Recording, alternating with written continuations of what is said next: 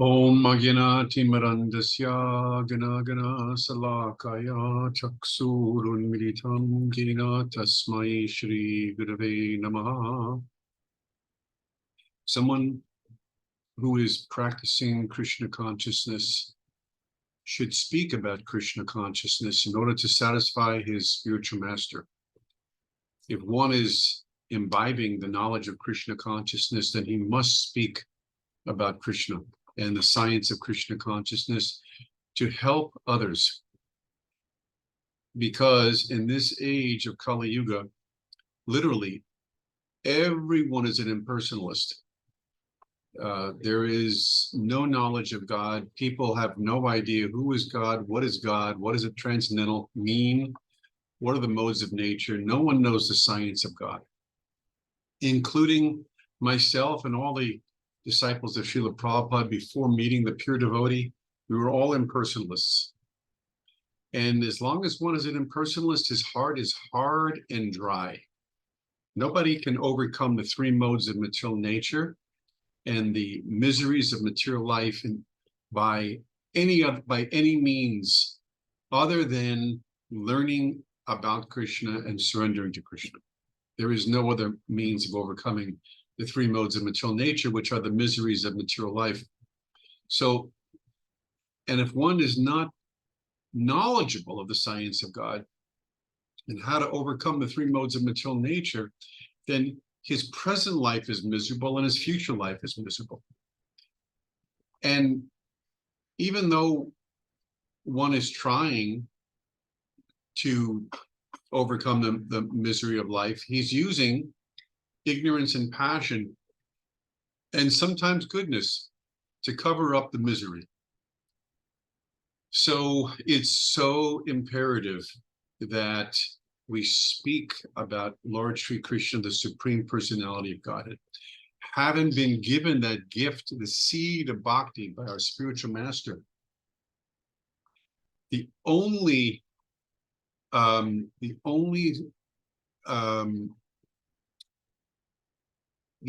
way of getting out of the material modes of nature is by repeating the words of Krishna, speaking them and hearing about them. So this hearing and chanting, Shravanam Kirtanam, continual hearing and chanting, it completely uproots impersonalism. It really places the lotus feet, the form of the Lord in our heart. It softens the heart. It makes us fall in love with God. And in that nice softened state of prem and bhav, where we feel love for Krishna, anything is possible. All the darkness of ignorance and unhappiness and illusion fades to a distance, to an extreme distance, far, far away. Even the cherished desire for liberation, all of that goes away.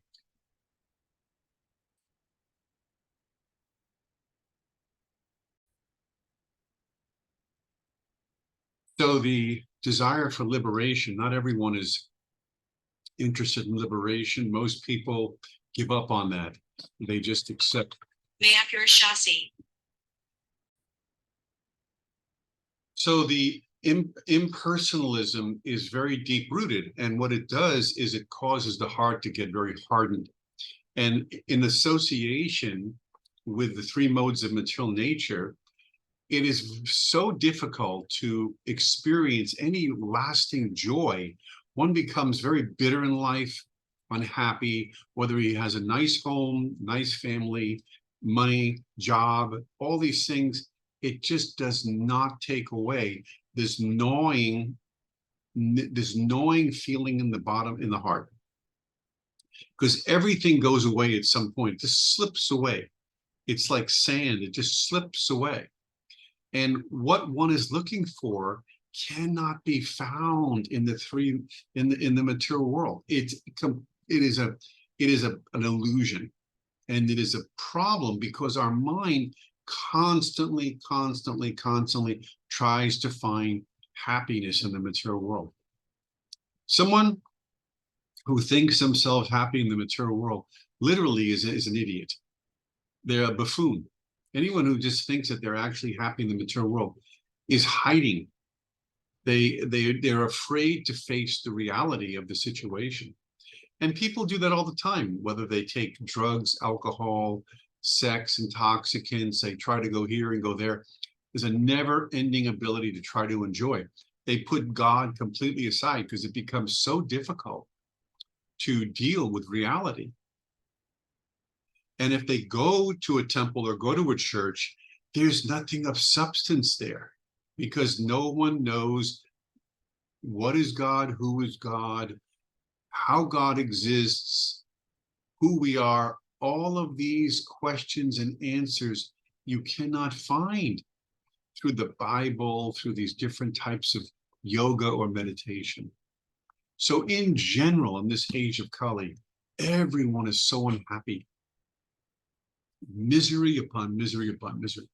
Yet, the moment one accepts the lotus feet, the invitation from the pure devotee, Srila A.C. Bhaktivedanta Swami Prabhupada, as soon as one accepts the invitation of Krishna consciousness, hears from a pure devotee the complete science of God. Who is God? How is the material world manifested? Who we are? What is our purpose?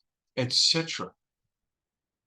How we can go from the material world to the spiritual world. How we can attain eternal life.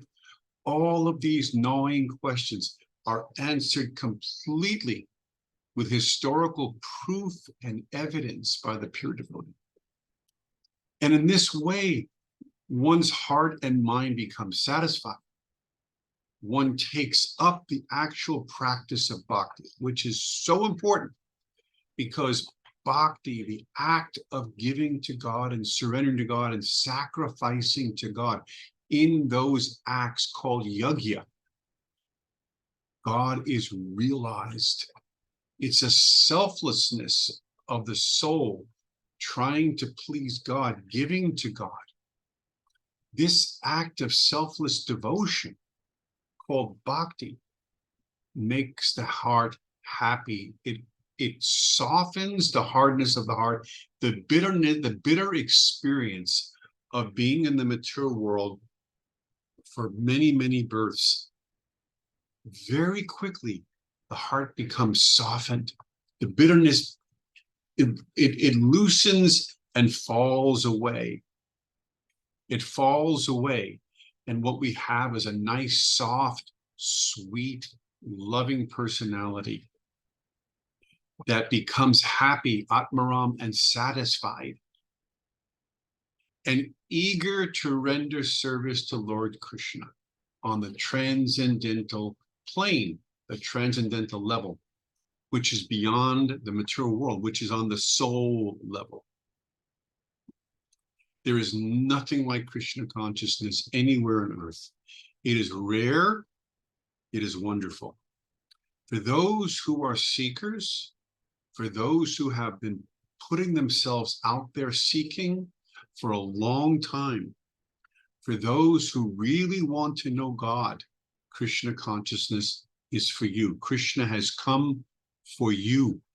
And once you see the value of Krishna consciousness, you will never go back to impersonalism or voidism, because your heart will realize the sweetness of love.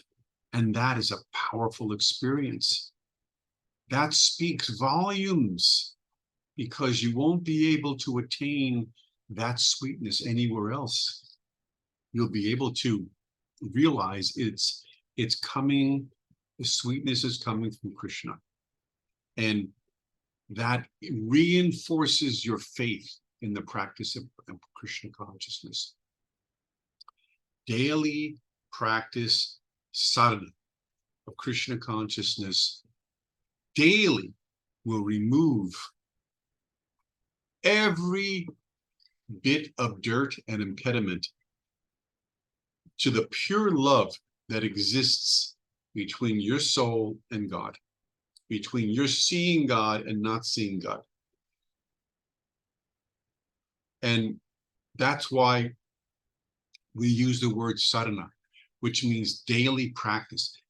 We don't take up Krishna consciousness one time a week or one time a month, just one time. It's something that you take a vrata, a vow, to do every day. And in the beginning, it's hard because you're not convinced yet fully.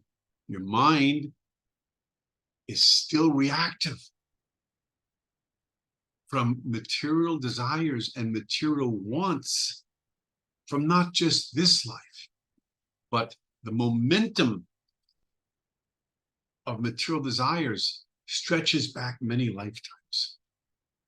And as you come into this life, House, Kenny/1. yeah. So this regular performance of Krishna consciousness has a cumulative effect on us. It is meant to take these deep-rooted material desires and slowly transform them. Transformation. So there's a transformation going on. And what happens is these desires, material desires, which we call lust, they're lusty desires, they're desires for self-enjoyment. They slowly get transformed into love. The same desire can't be stopped. It can be transformed. So that when desire is transformed into Krishna conscious desire, then one becomes happy and joyfully selfless. There's no more egoism. There's no more sense of what I want from me. One develops this loving sense of what can I do for God? Even though God and Krishna is completely self-sufficient, there is a naturalness within our soul that wishes to serve him and to please him. It's like water. Wetness is to water. Water is naturally wet. So the soul by nature naturally wants to serve God. That is the nature of the soul. It's called Sanatan Dharma. And you can experience that. It is a causeless desire to serve Krishna. It's not caused by something. It's not like we want something in return. If you actually want something in return, that's like, that's not a very high state of devotional life. It's more of a beginning state, but it's better than nothing. It's better than not. It is the beginning. You can expect when you first begin your devotional journey, it is understandable, especially as a younger person, that one is asking God, can I get a nice home? Can I get a nice wife? Can I get some money for what I'm doing? I mean, how am I going to maintain myself? I'd like to live decently. All of this is natural, and Krishna, who owns everything, is not a pauper. He's not he's more than willing to give to his devotee. He will give to his devotee, provided the devotee wants to be serious about devotional life. Because worship of Krishna is a transcendental experience. If you really were not interested in transcendental love of God, the ultimate goal, the ultimate purpose, the ultimate performance of yoga and religion, then why worship God? There are other beings and other things that you can do to worship, to attain riches and wealth and fame and things like this, material things. But if you want the highest thing, which is selfless love of God, which will bring you to the transcendental plane of existence, which is eternal, which will cut off your association with the material world, and next life you go back to home, back to Godhead, never to return again. You have a final permanent solution.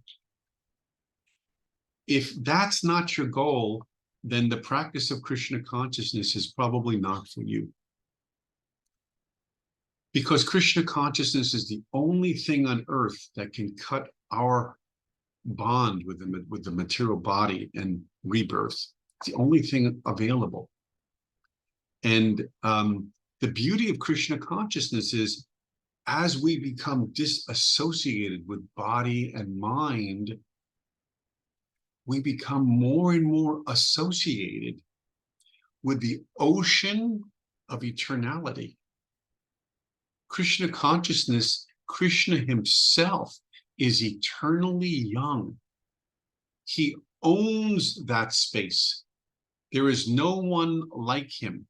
He is eternally young, meaning he constantly reinforces his own youthful experience. Time does not affect him. He controls time. Time is something that goes on only in the material world on an automatic basis. He is beyond time. And his body is not subject to time like ours, like our body is. Krishna, his body is eternally youthful. And so he's in a unique space. When we do our bhakti to Krishna, we will also attain an eternally youthful body. So although we're giving up a material body or consciousness of the material world or attachment to the material mind and the material intelligence, it's a little painful, it feels like. It seems like we're doing something which is against the normal current of life. But as we become more and more expert in our bhakti yoga, we will start to taste this ocean of eternality, youthful bliss, youthful eternalness. And the taste of that youthful eternalness and the beauty of Lord Krishna disassociates us without a problem from the material experience. We gain a spiritual intelligence,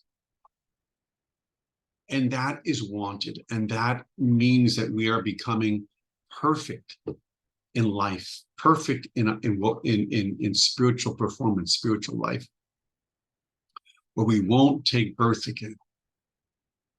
We won't get another material body. We won't go on suffering. So we will put an end to all this. And therefore, there's no, in the beginning, as we said earlier, there may be desire for nice wife, nice home, nice this, nice that. And Krishna may or may not provide them to us. But if they're given to us, or if we strive for them and we attain them, let us remember one thing. Attach yourself to the devotional service of the Lord. Put an altar in your home, have a bead bag in your home with beads, and every day make the Lord the center of your life. You've been given this opportunity, Krishna, given the opportunity to know him. So make him the center of your day and of your life. Put an altar in your home. The food that you make, cook nicely for Krishna. Don't just be tasting it, and don't eat foods which are prohibited. Cook for the Lord like a Brahmin. Clean nicely. This is for God. Offer properly on the altar with clean utensils.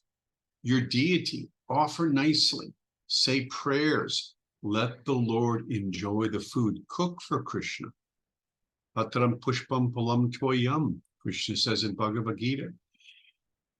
And this way you're making Krishna the center of something that you do on a regular basis, which is to eat. This is how we control the tongue. This is how we make the tongue Krishna conscious and make the whole body Krishna conscious.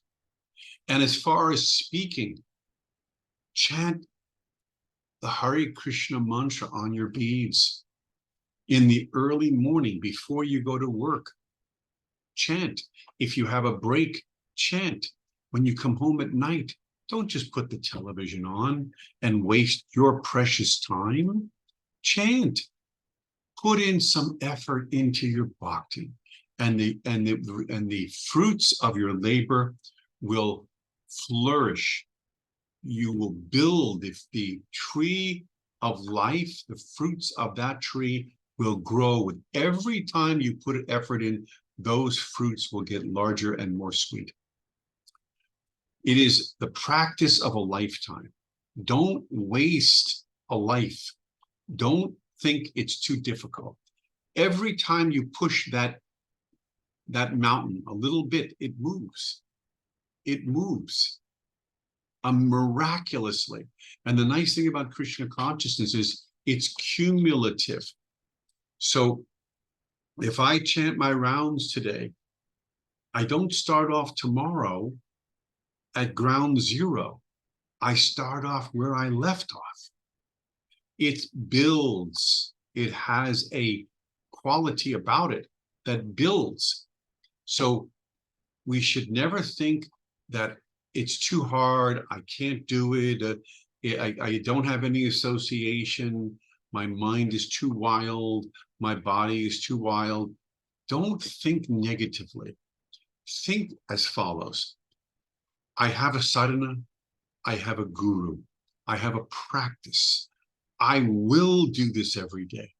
Vrata, take that vow to yourself.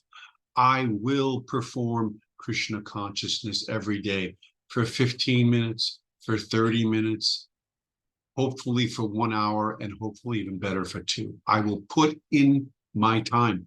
What I do with my time, I treasure Krishna consciousness. It is a valuable thing. It is of value. What do I do with things of value? I prioritize.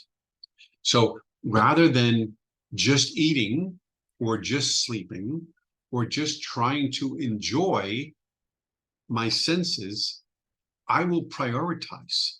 I will control my mind and my senses for those 15, 20, 30 minutes, half an hour to an hour.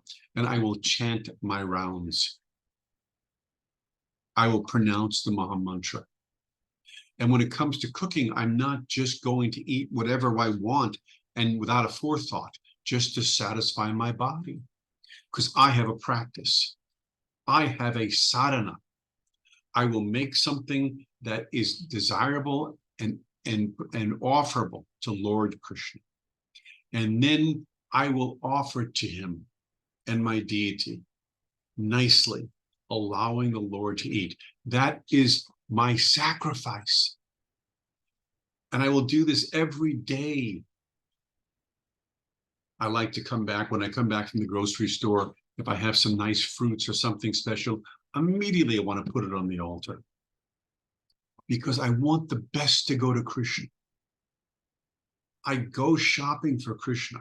I will then offer incense to the Lord. When I make an offering to him, I will fan him. So many things like that we can do to make Krishna first in our life. We're trying to put the Lord first in our life, himself before us.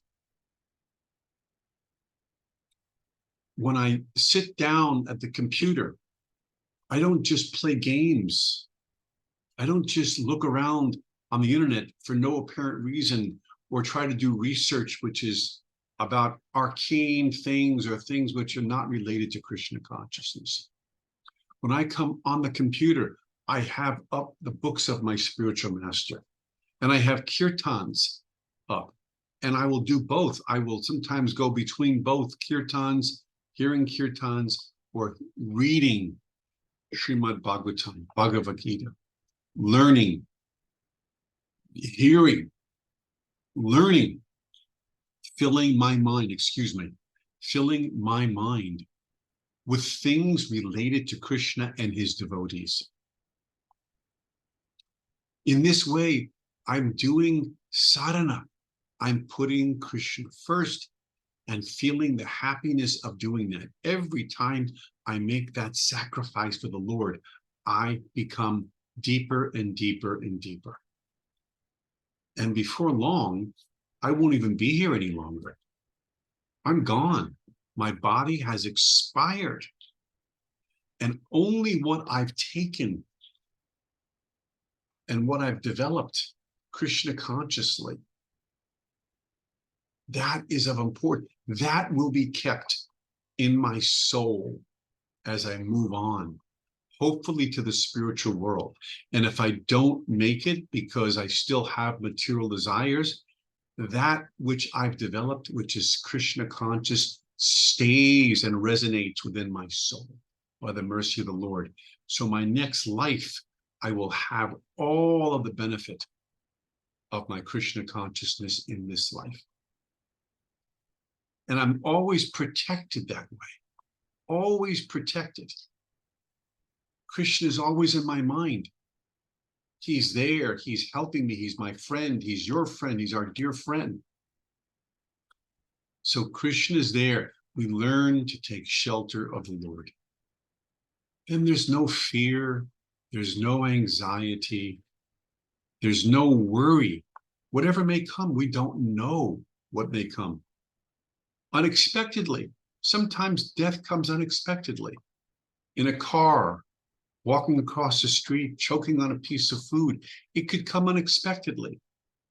And so we want to be building our Krishna consciousness where that moment comes. Or it may be something where we do have some time. Maybe it's a long-term illness.